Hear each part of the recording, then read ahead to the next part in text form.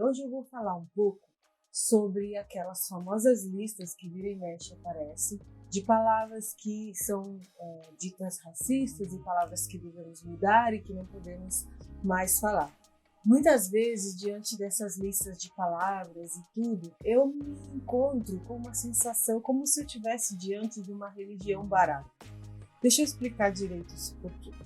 Eu sou de família evangélica, nasci e cresci no meio do movimento evangelical e muitas vezes na nossa vivência de igreja a gente ouve várias palavras que não podem ser ditas porque supostamente elas teriam um significado oculto ou uma coisa ruim. E eu aqui estou usando a palavra religião com uma conotação bem negativa, no sentido como se fosse aquele conjunto de regras e práticas que você tem que seguir e respeitar à risca, senão você vai ser desqualificado, julgado ou banido. Eu sei que religião nem sempre tem esse significado negativo, mas aqui eu estou usando com esse significado negativo.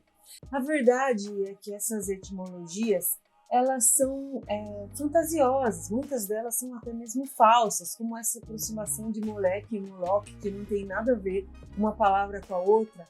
Não é porque duas palavras têm um som parecido que elas têm a mesma origem, enfim.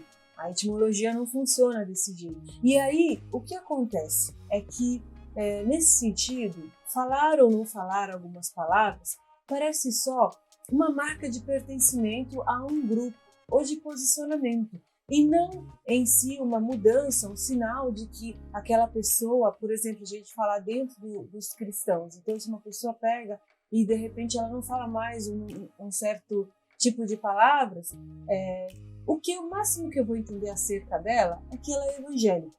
Eu não vou saber se ela é uma pessoa honesta, respeitosa, se ela é uma pessoa genuína, que faz as coisas e cumpre com a palavra dela, porque essas explicações e essas proibições, elas vêm somente para mudar um comportamento exterior e, enfim, mostrar que se pertence a um grupo. É por isso que eu tenho essa impressão quando eu encontro listas de palavras que não podem mais ser ditas, porque aí, no fim, quem adere a isso são só pessoas que querem mostrar que pertencem a um determinado grupo ou que querem sinalizar uma determinada virtude e tudo mais.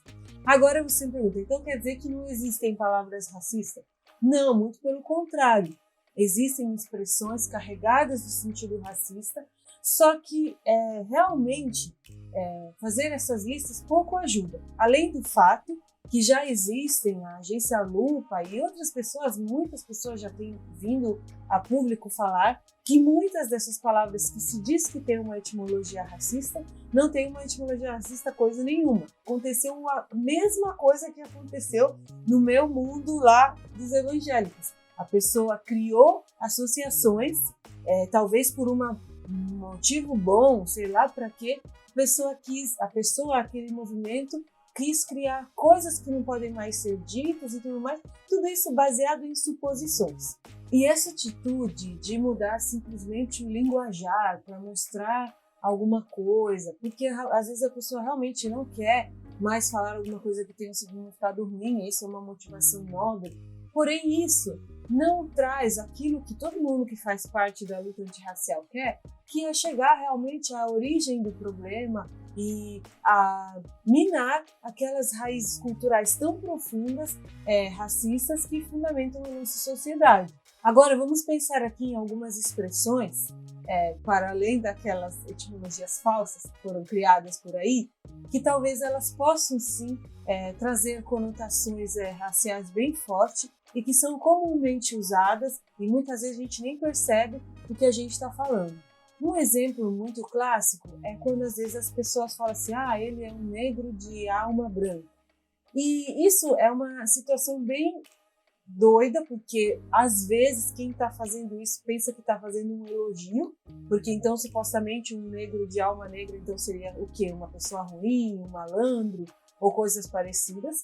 Só que existe essa expressão sedimentada, né, no português brasileiro, e as pessoas usam corriqueiramente, muitas vezes irrefletidamente. Um outro exemplo é, por exemplo, a palavra pretice, né? Muitas vezes a pessoa fala, para de fazer pretice. Então você já percebe que, por exemplo, nessa palavra, uma pretista, por exemplo, não é uma pessoa a ser muito generosa, muito verdadeira, muito gentil. Poxa, a pessoa, ela fez um ato de gentileza, vocês falam, poxa, que pretice é essa? Então, assim, a gente sabe que essas palavras, elas vêm com uma conotação negativa. Às vezes a pessoa usa irrefletidamente, mas aquela palavra tem uma história, porque realmente pretice tem a ver com coisa de preto. Assim, não vou aqui ficar falando da história do nosso país. Você pode encontrar isso em muitos lugares, mas foi o que aconteceu, né, com os escravizados africanos. Eles vieram ao Brasil como objeto, num status legal muito doido, porque eles eram mercadoria e, ao mesmo tempo, quando eles infringiam a lei, eles eram sujeitos às punições. Então, eles eram o quê? Animal ou ser humano? Nesse status terrível em que o corpo africano chega nas Américas, a língua também opera nesse processo de nomear essas coisas, até o negro ocupar esse lugar realmente no imaginário das pessoas de malandro, de malfeitor. E aí a gente precisaria de pesquisas linguísticas muito acuradas para isso, mas a gente pode também estudar a língua na sincronia, em como as coisas se dão hoje e tentar ver como que as pessoas usam essa expressão e realmente perceber que elas têm uma conotação bem negativa. E elas estão associadas à cor da pele de uma pessoa. Uma outra expressão que é muito comum, que acontece, é, por exemplo, quando as pessoas querem elogiar alguém, uma mulher, e aí falam assim: nossa, você é negra, mas você é bonita. Ai, ela é uma negra bonita. Eu falo isso porque eu ouvi isso muitas vezes. E eu sei que as pessoas falam isso, a maioria das pessoas pelo menos, com intenção real e sincera de elogiar. Aí a gente faz o exercício contrário e se pergunta por que a gente, quando fala que uma outra menina é bonita, a gente não fala que ela é uma branca bonita. Mas uma negra bonita a gente tem que nomear a cor da pele dela e depois colocar o adjetivo bonito. Essas operações que a gente faz com as palavras no português, sem nem perceber, elas são um sinal, uma superfície de uma cultura muito mais profunda, que muitas vezes não viu ou ainda não vê aquilo que é negro como bonito, aquilo que é preto como bonito, e assim por diante. Então, por que eu estou trazendo aqui? Eu trouxe algumas expressões que no uso do nosso dia a dia, a gente percebe que elas realmente têm uma conotação bem negativa, uma conotação racial que as pessoas falam até mesmo sem perceber. Porque essas expressões, elas cristalizaram, muitas delas cristalizaram na nossa língua. E hoje existe realmente um movimento de não mais normalizar essa expressão. O que significa linguisticamente quando uma expressão ela se cristaliza? Quando eu falo hoje, eu falo assim, o pé da mesa, o pé da cadeira. Essa é uma expressão cristalizada. O que significa que quando eu estou falando que o pé das cadeiras lá de casa é de madeira, ninguém em sã consciência, quando eu falo pé da cadeira, a pessoa imagina uma cadeira com pés, ou uma mesa com pés humanos. Ela imagina o quê? As pernas, a gente até fala pernas, né, da mesa. Porque essas expressões que são das partes do corpo, elas se cristalizaram para a gente descrever, no caso, esse tipo de imóveis. E isso é cristalizar, quando a palavra ela perde totalmente seu significado original e se cristaliza de outra forma. E a língua ela vai operando ao longo da história desse jeito. Agora, eu dei um exemplo aqui que ele não tem necessariamente uma conotação negativa, só para explicar o fenômeno da cristalização na língua, e acontece de diversas formas em diversos níveis. E eu quero chegar aqui ao raciocínio que muitas dessas expressões elas simplesmente cristalizaram na nossa língua, e cristalizaram por um motivo, assim, por um passado realmente escravocrata e por uma ideologia racista. E elas estavam ali porque aquele era o status quo e foram aceitas e faladas e reproduzidas sem nenhum problema. Hoje em dia, muitas pessoas, muitos movimentos, vamos ver justamente, querem desnaturalizar essa cristalização da língua. E isso faz parte. Mas você veja que aqui eu estou fazendo uma operação que nada tem a ver com etimologia, não é? Com essa ciência fantasiosa que cativa as mentes de muitas pessoas, e nada tem a ver com a origem das palavras, mas tem a ver com a gente analisando a língua, como ela está funcionando e operando hoje em dia, porque, assim, os primeiros conhecimentos, às vezes, que você se depara, assim, diante da língua, por isso que eu não gosto de usar etimologia para você encontrar o verdadeiro significado das palavras. A gente entende, a partir de Saussure, que as palavras elas não têm um valor em si mesma, né, na linguística moderna, elas têm um valor dentro de um sistema de valores e de oposições. Então, quando eu encontro a história, a origem de uma expressão, essa descoberta histórica e etimológica não vai determinar necessariamente como que essas palavras estão operando hoje em dia na língua. E é disso que a gente precisa se preocupar, porque o racismo ele acontece hoje em dia na língua, nas conversas, nos elogios e nas expressões do dia a dia. Ninguém pensa etimologicamente. E aí você começa a ver que é um problemão a gente somente e exclusivamente pegar a origem de certas palavras e falar, então não tem que mais falar. Sem contar que muitas dessas origens são falsas, porque por algum motivo a etimologia ela fascina muitas pessoas e dá aquele negócio, né? Ela é uma ciência imprecisa desde a antiguidade. Então os antigos romanos, eles inventavam etimologias para explicar coisas e naquela época a ciência tinha um significado bem diferente. A etimologia, por exemplo, da palavra religião, superstição, são etimologias que são lá ditas e repetidas desde os tempos dos romanos, desde Cícero, e muitas vezes elas não têm realmente um rastro, a gente não tem realmente um rastro e materiais históricos para comprovar essa etimologia. Então quer dizer que nenhuma etimologia é verdadeira? Não, mas quer dizer que muitas das que a gente conhece são bem falsas. Por exemplo, uma que é muito famosa e conhecida, a pessoa fala, sincero, né? Essa palavra sincero quer dizer sincera, é porque era quando os atores tiravam a máscara e cera e não sei o que, e aí falsidade, enfim, aquela loucura. E o que acontece? Essa etimologia não é verdade, simplesmente a palavra sincero não vem, não é a composição de ser em cera, em nenhuma língua, nem em latim.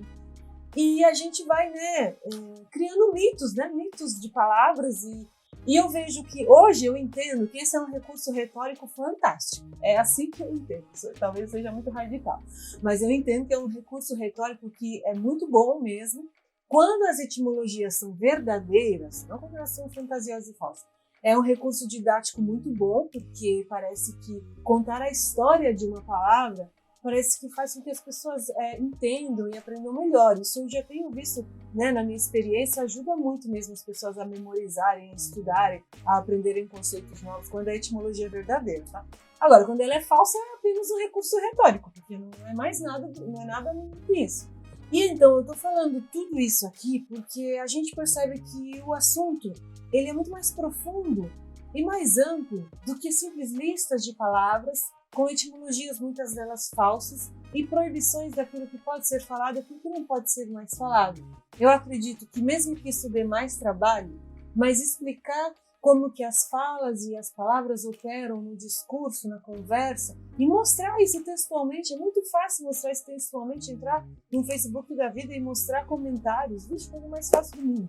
Porque essas coisas acontecem hoje em dia em conversas. Hoje, então, que a gente tem textos à vontade, com mensagem, com comentário, você consegue ver muito bem no discurso aquelas forças operando dentro do discurso e como que realmente a semântica ela é trabalhada e ela revela pressupostos e pressuposições que a gente tem sem nem perceber. Eu acho que essa operação, apesar de ela ser mais complexa, ela é mais efetiva, porque você percebe que existe um raciocínio por trás de algumas expressões, que aí quem quiser adotar essa ética seria melhor não utilizar. Mas é por isso que não importa muito a lista dessas palavras, porque o que importa é como essas palavras estão sendo operadas no discurso. É aquilo que aconteceu com a palavra negro. Ela tinha uma conotação negativa e os movimentos negros se apropriaram disso e hoje não tem mais. E é assim que vai acontecendo, como muitas vezes as pessoas mais velhas ainda usam a palavra moreno, mulato para definir, né? Para definir, para descrever as pessoas. E hoje as pessoas não querem mais usar isso. Hoje a pessoa quer falar que ela é preta, quer falar que ela é negra. O que ela fez? Antes, a nossa língua operava de uma maneira, a gente, por causa de todas as forças, né, ideológicas, o que a pessoa fazia? A operação era, vamos esconder a negritude e aquilo que é preto de todas as formas. Então, existem palavras amenizadoras da raça, que a pessoa fala de si mesma muitas vezes, que é morena, que é escurinha, que é bronzeada. Mas hoje as pessoas, e conscientemente, estão escolhendo fazer o contrário. Diante de muita conscientização e movimentos, a pessoa vai falar, eu sou preta mesmo, não, eu sou negra. Pode me chamar de negra, não precisa me chamar de morena porque você está com vergonha. E é assim que vai acontecendo. Mas você vê que isso é a língua operando? Você vê que como é mais profundo e mais efetivo, ao meu ver, tá? Explicar esses processos linguísticos do que simplesmente ficar publicando listas e palavras que não podem mais ser ditas. E aí aqui eu quero te falar uma coisa, porque existiu mesmo, por exemplo, a palavra negro mesmo, ela foi utilizada de uma maneira pejorativa muitas vezes. A palavra preto também, né? Lá no final de 1800, né? Tinha o pessoal que chamava o português, falados pelos pretos, de pretoguês, de uma maneira bem pejorativa, tá? Não de uma maneira positiva. Olha como essas palavras, preto e negro, vêm operando de maneiras distintas, mas hoje elas foram ressignificadas, embora elas talvez fossem introduzidas na realidade do português brasileiro com uma intenção totalmente racista. Então, para você ver como a etimologia ou a origem, a história de uma palavra não diz muito a respeito sobre como ela opera hoje em dia. Pode dizer, mas não necessariamente diz a respeito disso. Por isso que eu digo e repito, racismo nunca foi sobre palavras certas e erradas. É uma questão que se analisa de maneira muito mais profunda e eu quero te deixar esse texto porque lá eu faço essas reflexões, deixo as referências. Eu vou deixar também as referências dos autores, do Saussure, das coisas que eu falei aqui nesse vídeo, para você poder se aprofundar, se você quiser. Também eu quero deixar aqui um convite, né, para você me falar nos comentários o que você achou, o que você pensa, dar sugestões de mais leituras e tudo isso, porque eu acredito que a gente vai contribuindo e melhorando, subindo o nível dessa conversa, porque, ao meu ver, essas proibições dessa religião barata que está tomando pé por aí, que as pessoas só querem mostrar que pertencem a um grupo, elas mais prejudicam, né, a causa antirracista do que qualquer outra coisa. Então nós podemos sim mostrar como o racismo é operante e fundante e estruturante da nossa sociedade sem essas coisas aí. É isso, gente. Um abraço e até mais.